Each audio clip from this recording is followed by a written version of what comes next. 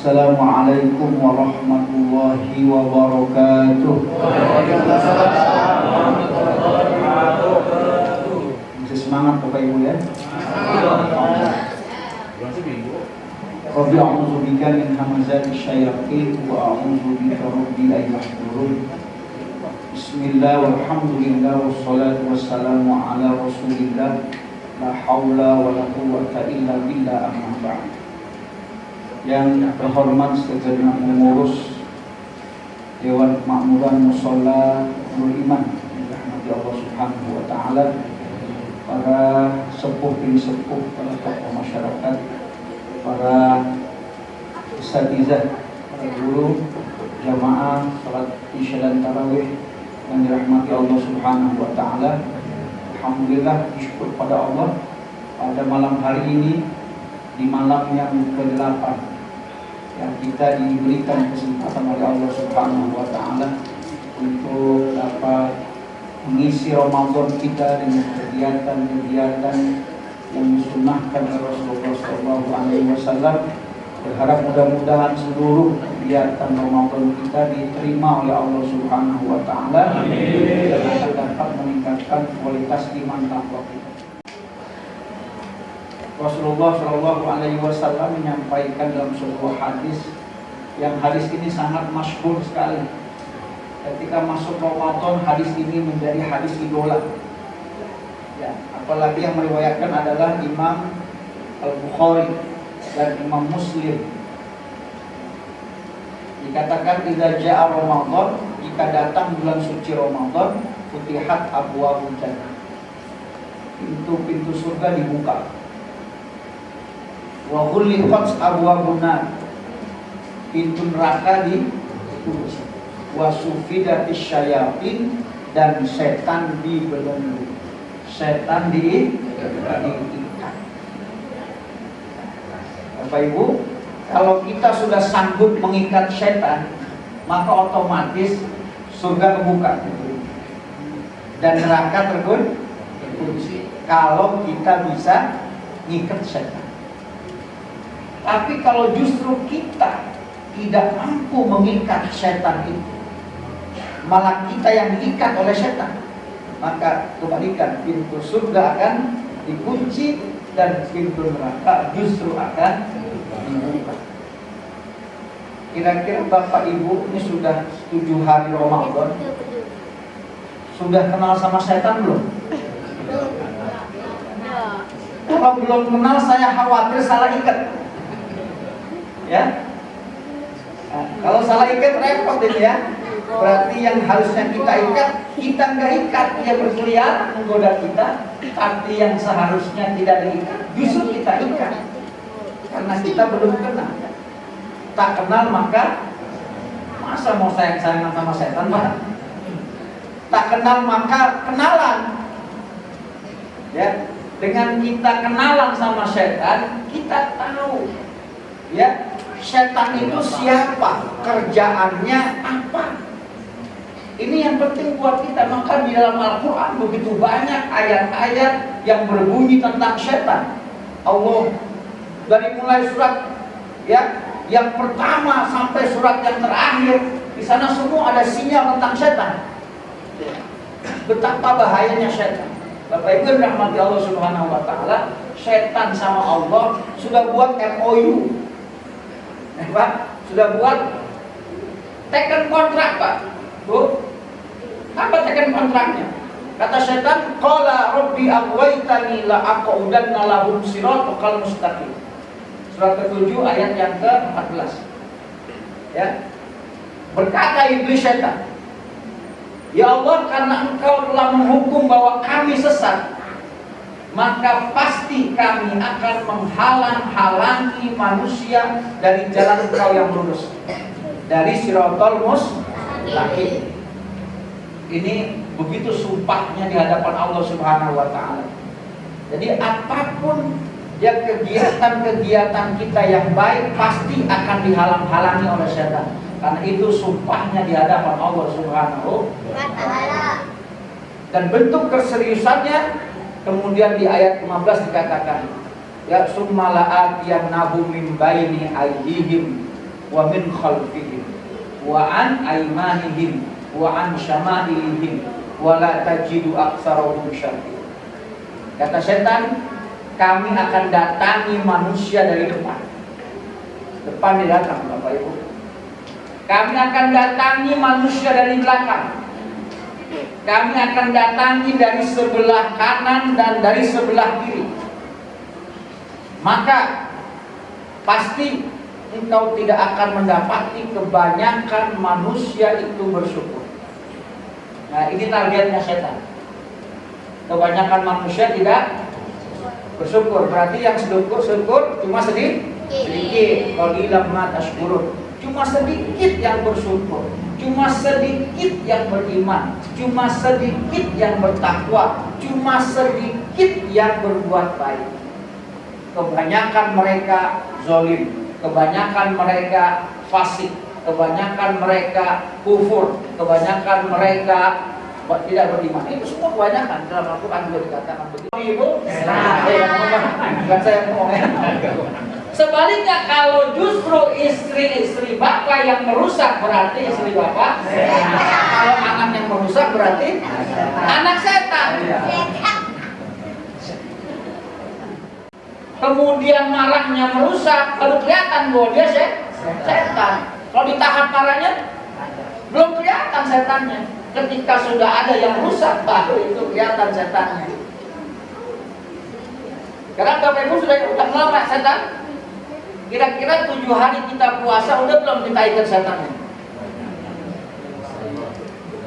Bapak Ibu mas setan musuh apa teman?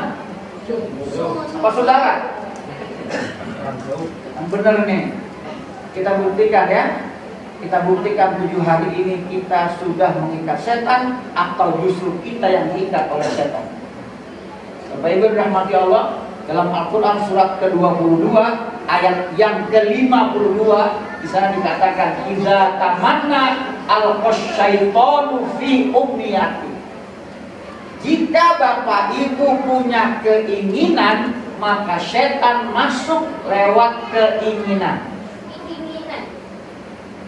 Satu keinginan, satu setan. 2 keinginan, 2 setan. 3 keinginan, banyak keinginan, kesurupan setan. Begitu masuk ibu nanti zuhur siang mulai pengen buka pakai apa nanti? Nah, melihat es kelapa pengen beli, ya, lihat es boba anak-anak pengen beli. Tukang es banyak banget ya, warna-warninya minuman semua ada, kita siapin air putih di meja ada, teh manis ada, yang suka ngopi nyiapin kopi juga, es kelapa pengen, cendol pengen, cincau pengen, palingnya 4 gelas di meja buat seorang tuh, pengennya gitu kan? Apalagi pengennya cemilan. Kalau bulan Ramadan bukan cuma cemilan Pak, 10. Lah semuanya ada. Gorengan peringkat 1. Biar kata minyak mahal gue nggak mau tahu, yang penting ada gorengan. Ya, dia ada juga gorengan ya, lontongnya, gorengannya, belum kolaknya. Ada juga makanan khas Ramadan. Ada putu mayang, lopis, lemang dan lain-lain, pokoknya ada Ramadan doang. Maka kita wisata kuliner Pak ya. Sepanjang jalan Muhtar Raya itu macet luar biasa. Ya, itu sudah mulai wisata kuliner. Semua yang kita ingin kita beli, semua yang kita ingin kita ada-adain. Belum lagi makanan berat orang Indonesia, kalau belum makan nasi belum makan, masya Allah. Udah makan belum Pak hari ini? Belum. Tadi belum ngemil doang, lontong 3, gorengan 4. Ntar habis terakhir sambil makan. Wala tubazir tabziro. Jangan pada mubazir, jangan pada boros. Innal mubazirina kanu ikhwan syaitan. Sesungguhnya orang-orang yang boros, yang mubazir itu bukan cuma temannya setan, tapi saudaranya setan. Di mulutnya bilang saudara, tapi rupanya Ya, bilang musuh aja, rupanya saudara. Pagi dimusuhin, siang dimusuhin, sore dimusuhin, pas maghrib jadi saudara. Jadi saudara. Ini namanya kita kalah di garis finish. Kalau kita kalah di garis start, kita bisa balik lagi, berangkat kita. Tapi kalau kita kalahnya justru di garis finish. Dan ini tidak kita sadari selama ini. Dulu Bapak Ibu ya, kita nggak sadari betapa lihainya setan, betapa lihainya iblis. Karena setan iblis zaman Nabi Adam sampai nanti sekarang dan bahkan nanti sampai saat kita dibangkitkan, dia masih hidup. Allah panjangkan umurnya sampai hari kebangkitan. Dia nyaksiin siapa saja korban-korbannya. Itulah suksesnya dia menjalankan tugas menggoda manusia agar mereka membuat kerusakan. Bapak Ibu yang rahmat Allah, jangan-jangan ini mungkin faktornya yang kita Ramadan tahun lalu kita tidak pernah membentuk kita jadi orang yang bertakwa. Kita sudah melewati berapa Ramadan, begitu aja, nggak ada perubahan lebih baik. Ibadahnya pun begitu aja, nggak ada peningkatan. Nasibnya pun nggak ada peningkatan. Yang disalahin Allah, ya, dengan ucapan qadarullah. Emang saya begini adanya. Maka ayat tentang puasa itu bunyinya la'allakum tattaqun. Mudah-mudahan, semoga dengan berpuasa kalian menjadi orang bertakwa. Jadi pasti kan? Enggak pasti Bapak Ibu. Allah bilang la'alla, itu mudah-mudahan. Allah bilang itu semoga. Artinya banyak orang yang puasa tapi tidak naik levelnya kepada takwa. Banyak orang yang berpuasa tapi tidak berubah kelakuan yang lebih baik setelah dia puasa. Setelah lebaran brengsek lagi. Ya. Sadarkah kita di mana masalahnya? Jangan-jangan di sini masalahnya. Ayo Bapak Ibu mulai kita berhitung buat besok kita buka puasa. Mulai mikir nih, ya, yang kita butuhkan apa? Butuhnya apa? Yang nggak butuh nggak usah. Ya, berhitung kekuatan kita, kebutuhan kita. Jangan semua dipek. Kita ada diskusi keluarga kita, anak-anak kita, karena kita bisa, bini kita bisa, anak kita nggak bisa, gitu ya. Maunya banyak, kita ada diskusi mereka. Nah, karena ini faktor yang tidak disadari oleh banyak manusia, bahwa dia sesungguhnya bukan mengikat setan, tapi justru dia diikat oleh setan. Karena kalau nggak diadain keinginannya, yang ada ngamuk. Ini baru satu Pak. Di Quran kurang lebih ada 25 sifat setan disebut. Baru satu kita udah kalah. Apalagi berarti dan 3 ya. Mudah-mudahan yang satu ini jadi peringatan buat kita ya. Ini jadi bahan masalah buat kita Bapak Ibu ya. Buat saya juga, buat Bapak Ibu juga. Ya. Kalau saya Bapak Ibu di rumah, anak saya 8, bayangin Pak. Saya berdua sama bini. Ya, jadi 10 keinginan. 10 keinginan Pak. Kalau yang satu pengennya 3, berarti ada 3 di kerja saya gitu kan. Bagaimana kita bisa menyiasati? Karena setan bisa masuk kemana aja. Masuk ke laki, masuk ke bini, masuk ke anak gitu kan. Bagaimana tadi dia? Dari depan, dari belakang, dari kiri, dari kanan, semua pokoknya dihantam. Yang penting dia menang bagaimana caranya. Nah kita yang mesti sadar. Kalau kita sudah tahu, kita buat strategi lagi untuk bisa melawan setan. Ya, maka diatur, dipastikan. Maka setelah sudah azan maghrib, sebelum taraweh, yang tadi kita inginkan semua beres, semua udah lagi habis. Ya, nggak ada sisa makanan. Ya, semua sesuai dengan kebutuhan. Bisa. Maka yang begini-begini Bapak Ibu, efeknya ya setan-setan yang ada di atas itu juga nanti itu setan-setan ini iblis yang di atas itu. Yang semua puasa barang dinaikin semua. Ya. Orang dinaikin semuanya. Kenapa? Karena dia tahu nanti ini orang-orang Islam jadi setan semuanya. Biar kata mahal yang penting dibeli. Coba kalau kita ikat mereka itu, gali dan naikin mesti di langit, kita nggak butuh. Gimana kalau pasarnya Pak? Barang tinggi nggak ada, yang beli gimana? Pasti turun Pak, pasti turun, nggak mungkin dia. Ini kita rela-rela menunjukkan bahwa kita itu digoda setan. Ngantri, udah ngantri pakai berantem kan? Diselak jadi berantem, diinjek jadi berantem, dia enggak. Setan main di situ semua, jadi cemburu sama orang. Bulan puasa. Ya. Mereka ini udah paham bener ini. Ya. Coba kita cuekin aja. Maka mereka pasti juga akan turun sendiri apa?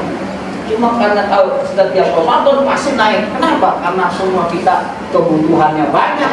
Kita timbul di awal, beli sebanyak-banyaknya, sehingga barang jadi langka. Langkanya itu penting. Makin merdeka mereka, kita yang makin di. Ini kita korbannya karena diri kita tidak bisa menggoda kita. Rabbi, a'udzubika min hamazatis syayatin wa a'udzubika Rabbi ayyahdurun. Ya Allah, aku berlindung kepadamu dari rujukan, rayuan, godaan setan, dan aku berlindung kepada Engkau wahai Tuhanku dari kedatangannya kepadaku. Jangan sampai dia datang mendekat kepada kita. Kalau dia datang, repot urusannya. Kita berpotensi kalah. Maka kita manfaatkan energi yang maha besar, energi yang maha kuat, yaitu Allah. Kita minta perlindungan kepadanya agar kita diberikan kekuatan oleh Allah, diberikan perlindungan oleh Allah, sehingga setan tidak mampu menembus dalam diri kita. Sehingga kita sadar mana yang kita butuh, mana yang kita ingin. Semoga manfaat kita sampaikan buat kita semuanya. Ini bekal kita untuk Ramadan hari ke-8 sampai hari yang terakhir. Demikian, Assalamualaikum warahmatullahi wabarakatuh.